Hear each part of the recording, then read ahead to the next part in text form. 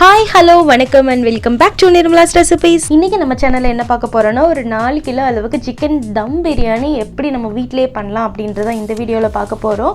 எப்படி சிம்பிளாக பண்ணுறதுங்கிறத step by ஸ்டெப்பாக ஃபுல் வீடியோவில் சொல்லியிருக்கேன். ஸோ வீடியோவை ஸ்கிப் பண்ணாமல் பாருங்கள். இதான் நம்ம சேனலில் ஃபஸ்ட் டைம் பார்க்குறதுனா சேனலை சப்ஸ்கிரைப் பண்ணிக்கோங்க. பக்கத்தில் இருக்க பெல் ஐக்கானையும் தட்டி விட்டுருங்க. வாங்க வீடியோக்குள்ளே போகலாம். இன்றைக்கி சிக்கன் பிரியாணி பண்ணுறதுக்காக ஒரு 4 கிலோ அளவுக்கு சிக்கனை நல்லா மேரினேட் பண்ணி வச்சுருக்கேன். இதில் என்னெல்லாம் போட்டு நான் மேரினேட் பண்ணியிருக்கேன்றதை அப்புறமா சொல்கிறேன். இப்போ வந்து சிக்கன் பிரியாணிக்கு தேவையான பொருட்கள்லாம் ரெடி பண்ணி வச்சாச்சு. பிரியாணி மசாலா, கரம் மசாலாக்கு பதிலாக பிரியாணி மசாலா இன்றைக்கி நான் ஆட் பண்ணுறேன். ஆயில், இஞ்சி பூண்டு பேஸ்ட்டு, வெங்காயம், பச்சை மிளகா, தக்காளி எல்லாத்தையும் கட் பண்ணி எல்லாம் ரெடி பண்ணி வச்சாச்சு. இப்போ அடுப்பவும் பற்ற வச்சாச்சு. வாங்க செய்ய ஆரம்பிச்சிடலாம். இப்போது ஆயில் ஆட் பண்ணிக்கிறோம். இது வந்து 700 ml அளவுக்கு ஆயில் வந்து ஆட் பண்ணுறேன். 1 கிலோவுக்கு எப்போவுமே 150 ml வந்து ஆயில் ஆட் பண்ணுவோம். இப்போ 4 கிலோ பண்ணுறதுனால 700 ml அளவுக்கு ஆயில் வந்து இது கூட ஆட் பண்ணிக்கிறேன். இப்போ ஆயில் வந்து நல்லா சூடானதுக்கப்புறமா ஸ்பைசஸ் அப்புறம் ஒவ்வொரு பொருட்களை நம்ம வந்து இதில் ஆட் பண்ணிக்கலாம். இப்போது ஆயில் கொஞ்சம் நல்லா ஹீட் ஆகிடுச்சு. இப்போ வந்து நான் ஆனியனை வந்து ஆட் பண்ணிக்கிறேன். 1.5 கிலோ அளவுக்கு வெங்காயம், பெரிய வெங்காயம் 1.5 கிலோ. இதை வந்து நம்ம வந்து இந்த மாதிரி ஸ்லைஸாக கட் பண்ணிவிட்டு நம்ம இது கூட வந்து ஆட் பண்ணிக்கலாம். ஏன் ஸ்பைசஸ் போடாமல் ஃபஸ்ட்டே வந்துட்டு ஆயில் ஆட் பண்ணுறேன் அப்படின்னு கேட்டிங்கன்னா, எண்ணெய் வந்து கொஞ்சம் அதிகமாக ஹீட் ஆகிடுச்சு. நம்ம டக்குன்னு வந்து பட்டை, கிராம்பு, ஸ்பைசஸ் எல்லாத்தையும் நம்ம ஆட் பண்ணிட்டோன்னா டக்குன்னு அது கரிஞ்சிரும். அதுக்காக ஃபஸ்ட்டு நான் வந்து ஆனியனை வந்து ஆட் பண்ணியிருக்கேன். இப்போ இது கொஞ்சம் வதங்கினதுக்கப்புறமா இப்போ வந்து கொஞ்சம் ஆயிலோட ஹீட் வந்து கொஞ்சம் கம்மியாக இருக்கும். இப்போ வந்து நம்ம ஸ்பைசஸ் ஆட் பண்ணிக்கலாம். நான் இப்போ எல்லாமே 10 கிராம், அதாவது பிரியாணி இலை, பட்டை, கிராம்பு எல்லாமே, ஏலக்காய் எல்லாமே, ஏலக்காய் மட்டும் 5 கிராம், இது எல்லாமே 10 கிராம் வந்து இது கூட நான் ஆட் பண்ணியிருக்கேன். ஓகே, இப்போ வந்து ஒரு 20 பச்சை மிளகா அதையும் நம்ம இது கூட சேர்த்துக்கலாம். காரம் வந்து இது கம்மியாக தான் இருக்கும், அதனால் நான் 20 ஆட் பண்ணியிருக்கேன்.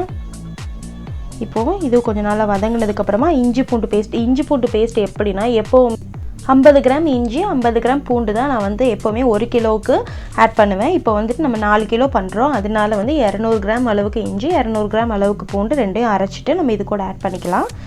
இப்போ அடுத்தது வந்து நான் வந்து இன்றைக்கி கரம் மசாலா யூஸ் பண்ணல. கரம் மசாலாவுக்கு பதிலாக நான் வந்து பிரியாணி மசாலா யூஸ் பண்ணுறேன். ஓகேவா? உங்களுக்கு பிரியாணி மசாலா விருப்பம் இல்லை அப்படின்னு நினச்சிங்கன்னா நீங்கள் கரம் மசாலா யூஸ் பண்ணிக்கலாம். ஆனால் இந்த அளவு யூஸ் பண்ண தேவையில்லை. நான் இப்போ வந்து 50 கிராம் பேக்கெட் வந்து இது கூட நான் ஆட் பண்ணுறேன். சக்தி பிராண்ட் வந்து நான் யூஸ் பண்ணியிருக்கேன்.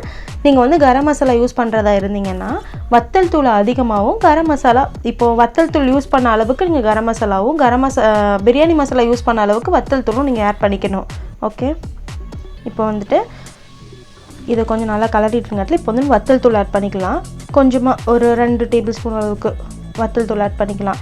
பச்சை மிளகா போட்டிருக்கோம், இஞ்சி பூண்டு பேஸ்ட் போட்டிருக்கோம், எல்லாமே போட்டிருக்கிறதுனால வந்துட்டு காரம் வந்து நம்மளுக்கு ரொம்ப அதிகமாக தேவையில்லை. அதனால் கம்மியாக போட்டால் போதும். பிரியாணி மசாலாலேயும் காரம் இருக்கும்.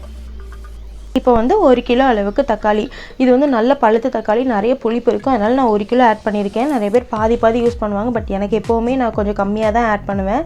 1.5 கிலோ அளவுக்கு வெங்காயத்துக்கு 1 கிலோ அளவுக்கு தக்காளி. ஓகே, இப்போ இந்த கொஞ்சம் தக்காளி மாசிட்டு கீழே இந்த டைம் கொஞ்சம் பிடிக்கும், பட் ஆனால் அது ஒன்றும் ஆகுது. தயிர் அதெல்லாம் ஆட் பண்ணதுக்கப்புறமா அந்த இதெல்லாமே கீழே அந்த பிடிச்ச மாதிரி இருக்குல்ல, அது எல்லாமே வந்துடும். ஓகே, இப்போ நல்லா கலர்னதுக்கப்புறமா சிக்கன் ஆட் பண்ணிக்கலாம். நான் சிக்கன் கூட என்னெல்லாம் போட்டு ஊற வச்சுருக்கேன்னு சொல்கிறேன். தயிர், இஞ்சி பூண்டு பேஸ்ட்டு, கொஞ்சம் வத்தல் தூள், அவ்வளோதான். இதை மட்டும் போட்டு நல்லா ஊற வச்சு ஏற்கனவே வச்சுருந்தேன். உப்பு இது எல்லாத்தையும் ஆட் பண்ணி ஏற்கனவே ஊற வச்சு வச்சுருந்தேன். இப்போ இதை வந்து இது கூட போட்டுக்கலாம். போட்டுட்டு நல்லா நம்ம கிளறி எடுத்துக்கலாம்.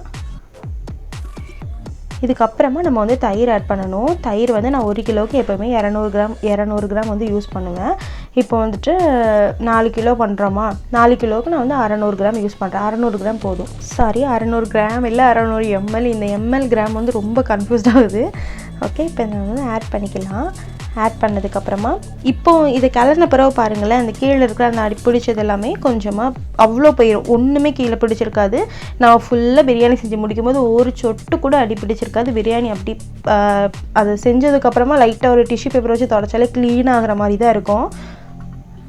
இப்போ வந்து தயிர் ஆட் பண்ணியாச்சு. ஆட் பண்ணிவிட்டு இப்போ நம்ம நல்லா கிளறிக்கலாம்.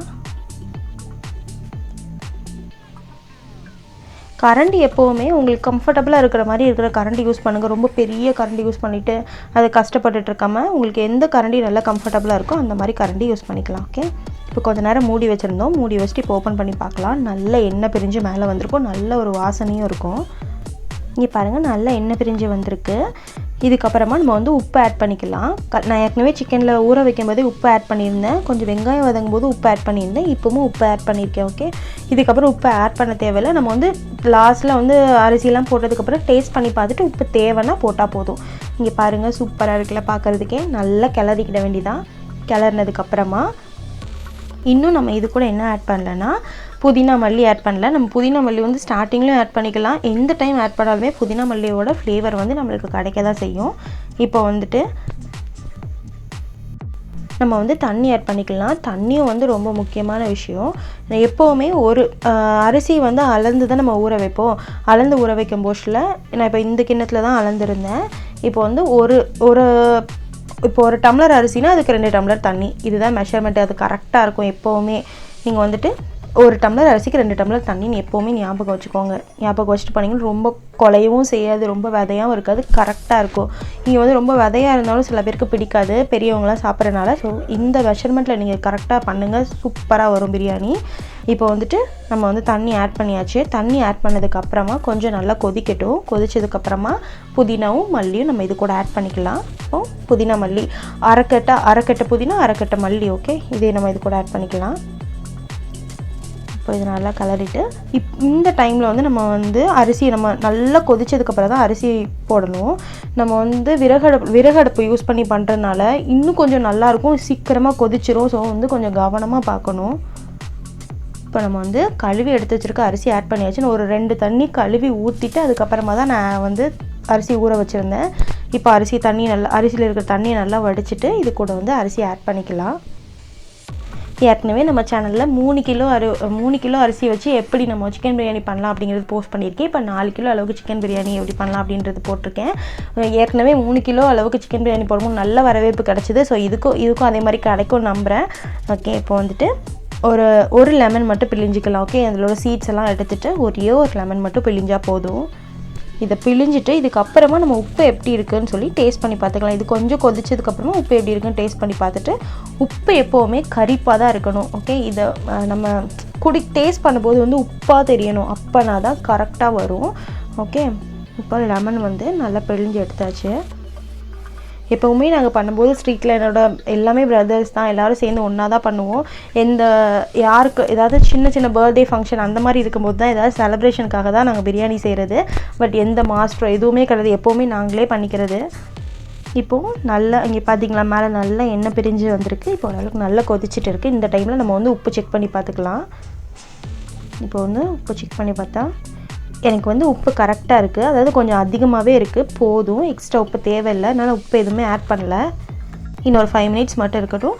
இங்கே பாருங்கள், 5 மினிட்ஸ் கழிச்சுட்டு நம்ம தம் போட ஆரம்பிச்சிடலாம். இப்போ சைடு கொஞ்சம் அந்த தண்ணியும் எண்ணெயும் இருக்கா, அது கொஞ்சம் வற்றட்டும். அதுக்கப்புறம் நம்ம வந்து தம் போட்டால் தான் நல்லா கரெக்டாக இருக்கும்.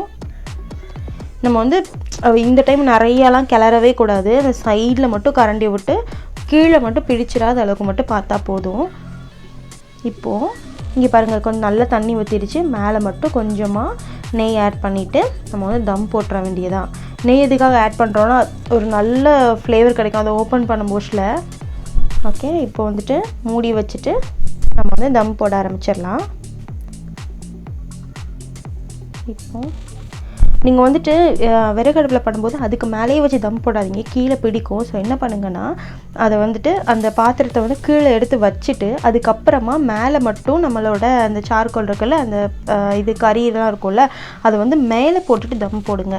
இந்த அடுப்பு மேலேயே வச்சு நீங்கள் தம் போடும்போது கீழே பிடிக்கிறதுக்கு நிறைய வாய்ப்பு இருக்குது. ஸோ இது ஒரு டிப்ஸு. கண்டிப்பாக நீங்கள் ஒரு தடவை பண்ணிங்கன்னா இந்த மாதிரி கீழே எடுத்து வச்சுட்டு மேலே தம் போடுங்க.